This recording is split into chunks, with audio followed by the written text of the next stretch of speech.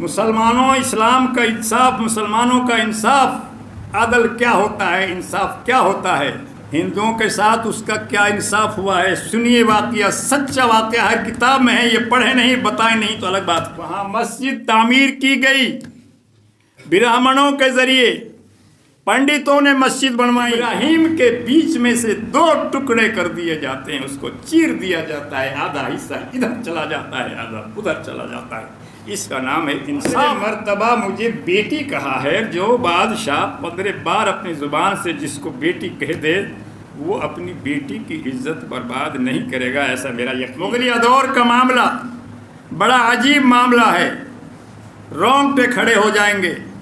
शहर बनारस के अंदर औरंगज़ेब आलमगीर के ज़माने में एक कोतवाल है, आलमगीर का बिठाया हुआ, इब्राहिम नाम का।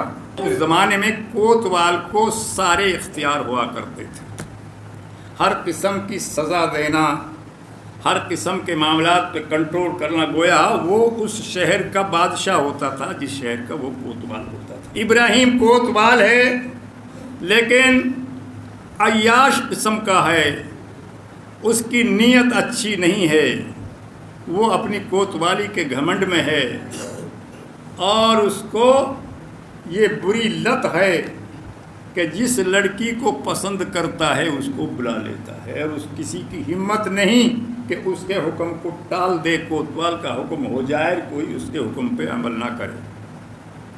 सुनने वाली बात है। देखिए, बनारस शहर में लाला राम पंडित एक पंडित जी हैं। ये वाक़या, ये किस्सा बनारस की जितनी भी तारीख़ी किताबें हैं, गैर मुस्लिम भी पढ़ लें, हमारे हिंदू भाई भी पढ़ कर देख लें, खोल कर देख लें, हर किताब में मिलेगा। और गूगल पर सर्च कर देख लें कि इब्राहिम कोतवाल का क्या हाल हुआ बनारस में। उसके ज़माने में लाला राम पंडित की बेटी, जिसका नाम शकुंतला था, शहर में बड़ी खूबसूरती के लिए मशहूर थी। बड़ा अल्लाह ताला ने उसको हुस्न दिया था, बड़ी हसीन थी, बड़ी जमील थी। उसका किसी ने उसको ख़बर दी कि लाला राम की बेटी बड़ी हसीन और जमील है, और उसने, इब्राहिम ने उसको जो है परवाना दे दिया पंडित जी को कि 1 हफ्ते के अंदर अंदर अपनी बेटी को तैयार करके रखना, मैं डोली भेजूँगा, उसको उस डोली में बिठा देना, उससे मैं शादी करूँगा। पंडित जी क्या करता बेचारा, मजबूर था। बेटी को बताया कि बेटी को अनर्थ हो गया, क्या हो। बेटी समझदार थी, पढ़ी लिखी थी। उसने कहा, अब्बा जी आप जो है जाओ और कोतवाल साहब से 1 महीने का टाइम मांग लो, शायद कोई मालिक भला कर दे। वो गया और उसने कहा कि जी मेरे एक ही तो बेटी है, मैं लाड प्यार से अपनी बेटी को विदा करूँगा, आप 1 हफ्ते के बजाय मुझे 1 महीने का वक्त दे दो। वो कहते हैं ना कि औरंगज़ेब ने तो हिंदुओं को कत्ल कर कर के मार मार के मुसलमान किया है, हिंदुओं के साथ उसका क्या इंसाफ हुआ है। सुनिए, वाक़या सच्चा वाक़या है, किताब में है, ये पढ़े नहीं बताए नहीं तो अलग बात है। वो जो है 1 महीने का वक्त लेकर के आ गया। बेटी ने कहा गया, बाप मुझे जो है, आप एक तो जो बादशाहों के बेटे होते हैं, जो शाही लिबास होता है, कि मुझे वो लिबास दे दो, और एक मुझे घोड़े का इंतज़ाम कर दो। वो मर्दाना लिबास पहनकर, मर्दाना लिबास में घोड़े पे सवार होकर बनारस से दिल्ली आती है। वो वाक़या बता रहा हूँ जो बिल्कुल हूबहू जो किताबों में, तारीख़ों में, इतिहास में लिखा हुआ है।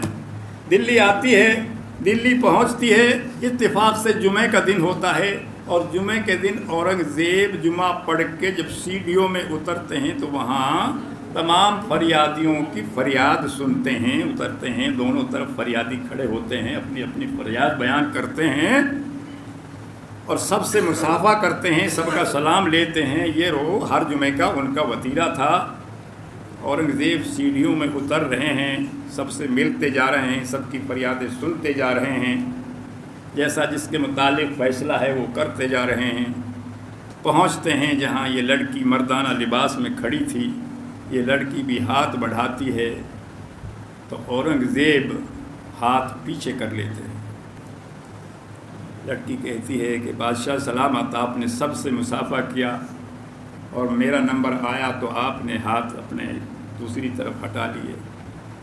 تو اس نے کہا کہ بیٹی، میں نے تجھے پہچان لیا ہے، تو لڑکی نہیں ہے اور لڑکا نہیں ہے، بیٹی تو لڑکا نہیں ہے اور عورت سے مرد مصافحہ نہیں کر سکتا۔ اور اس نے کہا کہ جو تیرا مسئلہ ہے دربار میں آ جا، میں وہاں تیری بات سنوں گا۔ اس لڑکی کو دربار میں بلا لیا۔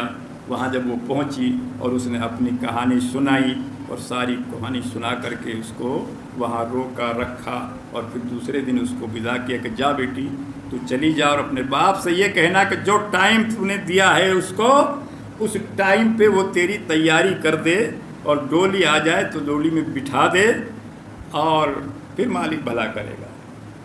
لڑکی بڑی پریشان ہو گئی، سسپنج میں پڑ گئی کہ اس نے تو کوئی بات، لیکن اس نے ایک بات کہی اپنے باپ سے آ کر کے کہ باپ، اس نے مجھے کوئی راحت کی بات تو نہیں بتائی اور یہ کہا ہے کہ تیاری رکھنا اور آپ جب ڈولی آ جائے تو ڈولی میں بیٹھ جانا، لیکن جب میں وہاں رہی ہوں جتنے ٹائم میں گنتی رہی ہوں 15 بار اس نے مجھے بیٹی کہا ہے، 15 مرتبہ مجھے بیٹی کہا ہے۔ جو بادشاہ 15 بار اپنی زبان سے جس کو بیٹی کہہ دے وہ اپنی بیٹی کی عزت برباد نہیں کرے گا، ایسا میرا یقین ہے۔ اس دن اورنگزیب فقیری لباس میں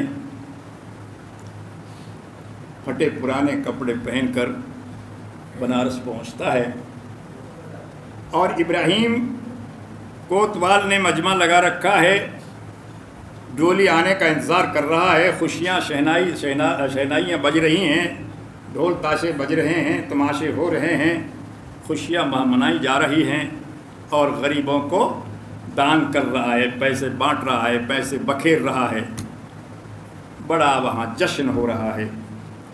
جب فقیروں کی لائن لگ رہی ہے اور ابراہیم کوتوال جب فقیروں کو دان دے رہا ہے، خیرات کر رہا ہے، تو یہ بادشاہ سلامت اورنگزیب عالمگیر بھی ایک پھٹا پرانا کپڑا اوڑھے ہوئے پہنچ جاتا ہے اور یہ بھی اپنا ہاتھ ابراہیم کے سامنے کرتا ہے۔ ابراہیم اس کے ہاتھ پر بھی کچھ چند پیسے رکھتا ہے اور یہ اپنا پردہ ہٹا دیتا ہے اور جب دیکھتا ہے کہ یہ بات سلامت ہے بڑا پریشان ہوتا ہے اور بادشاہ کہتا ہے اپنے فوج کے سپاہی وہاں جو موجود تھے فقیری لباس میں، فقیروں کے لباس میں، وہاں پولیس بھی اس نے اپنی ساتھ میں رکھ رکھی تھی، فوج بھی اپنی رکھی ہوئی تھی، چند سپاہی بھی وہ لے گیا تھا، وہ سپاہی بھی فوراً اس کو پکڑ لیتے ہیں، جکڑ لیتے ہیں۔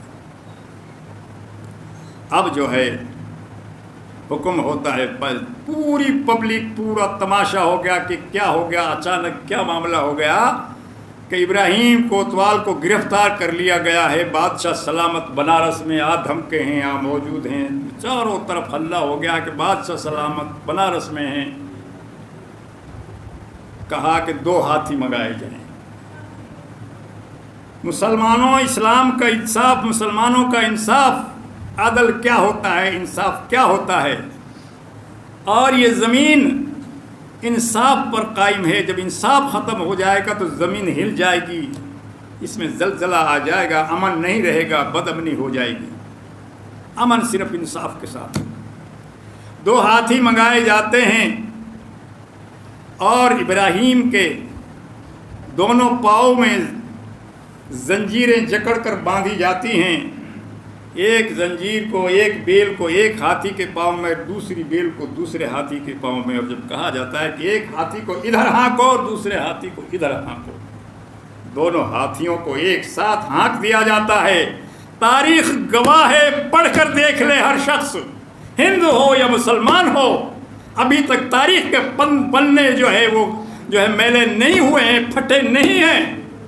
ابراہیم کے بیچ میں سے 2 ٹکڑے کر دیے جاتے ہیں، اس کو چیر دیا جاتا ہے، آدھا حصہ ادھر چلا جاتا ہے، آدھا ادھر چلا جاتا ہے۔ اس کا نام ہے انصاف، اس کو کہتے ہیں انصاف، اس کو کہتے ہیں عدل۔ جب ایسا عدل زمین پر قائم ہوگا تو یہ زمین پر امن آ جائے گا، اطمینان آ جائے گا، سکون آ جائے گا۔ اور جب عدل اور انصاف زمین پر نہیں رہے گا تو بے چینی اور انسان کے سکون غائب ہو جائے گا۔ تاریخ میں لکھا ہے کہ جب یہ معاملہ ہو گیا تو اورنگزیب عالمگیر نے فوراً کہا کہ جلدی مجھے 1 گلاس پانی لا کے دو۔ پانی منگایا گیا، پانی پیا اور کہا کہ جب سے یہ لڑکی وہاں سے میرے پاس سے آئی ہے میں نے طے کر لیا تھا کہ جب تک میں انصاف نہیں کر دوں گا پانی نہیں پیوں گا۔ پانی میں نے اب پیا ہے۔ تاریخ میں لکھا ہے کہ سارے بنارس کے ہندو آپس میں ملے، وہاں یہ کام اور کیا اورنگزیب نے کہ مجھے تھوڑی سی جگہ دے دی جائے، ایک طرف ہو جاؤ، میں اللہ کا شکر ادا کرنے کے لیے 2 نفل پڑھنا چاہتا ہوں کہ اللہ نے مجھے انصاف کرنے کی توفیق دی اور میں نے کسی لڑکی کی عزت بچا لی، آبرو بچا لی، اللہ تعالیٰ کا شکر ادا کرنا چاہتا ہوں۔ وہاں اس نے 2 نفل پڑھی اور پھر تمام بنارس کے غیر مسلموں نے، پنڈتوں نے، برہمنوں نے مل کر کے فیصلہ کیا کہ ہم یہاں ایک مسجد بنائیں گے۔ وہاں مسجد تعمیر کی گئی، برہمنوں کے ذریعے، پنڈتوں نے مسجد بنوائی۔ آج اس مسجد کو گیان واپی مسجد بنا کر کے کہتے ہیں کہ یہ تو مندر تھا، اس لیے ان کو ہضم نہیں ہو رہا کہ پنڈت نے بنائی تھی۔ ارے کس وجہ سے بنائی تھی اس وجہ کو نہیں بتاتے، اصلیت کو نہیں بتاتے۔ آج اس مسجد کو مندر بنا کر کے ڈھانا ڈھا دو۔ اللہ کی زمین ہے، اللہ کے زمین پر سجدہ کرنے والے جب تک موجود ہیں وہ سجدہ کریں گے، لیکن اس انصاف کو بیان نہیں کرتے جو انصاف اس زمانے میں ہوا تھا اور جو اس بادشاہ نے انصاف کیا تھا، اور جو اس کے ساتھ جو سزا جو اس نے دی تھی اپنے کوتوال کو، اس سزا کا بیان نہیں کرتے۔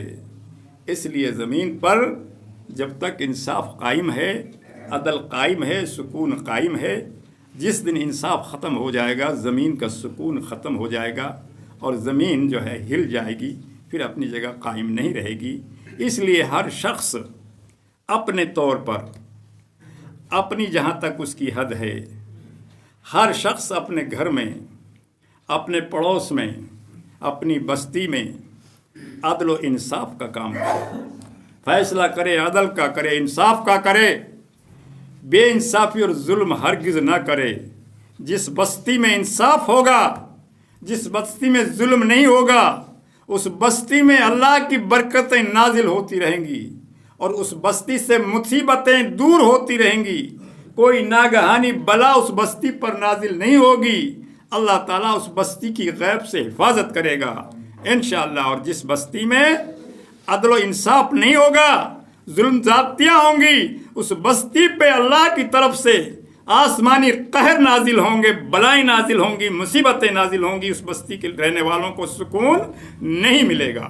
اللہ تبارک و تعالی ہمیں توفیق بخشے کہ ہم اپنے اپنے مقام پر عدل کریں، انصاف کریں، ظلم زیادتی سے بچیں اور اللہ سے توفیق مانگیں کہ اللہ تبارک و تعالی ہمارے ہاتھ سے، ہماری زبان سے، ہمارے عمل سے، ہمارے قول سے، ہمارے فعل سے کوئی کسی قسم کا جو ہے غلط معاملہ سرزد نہ ہو، ہمیشہ ہم عدل و انصاف کی بات کریں۔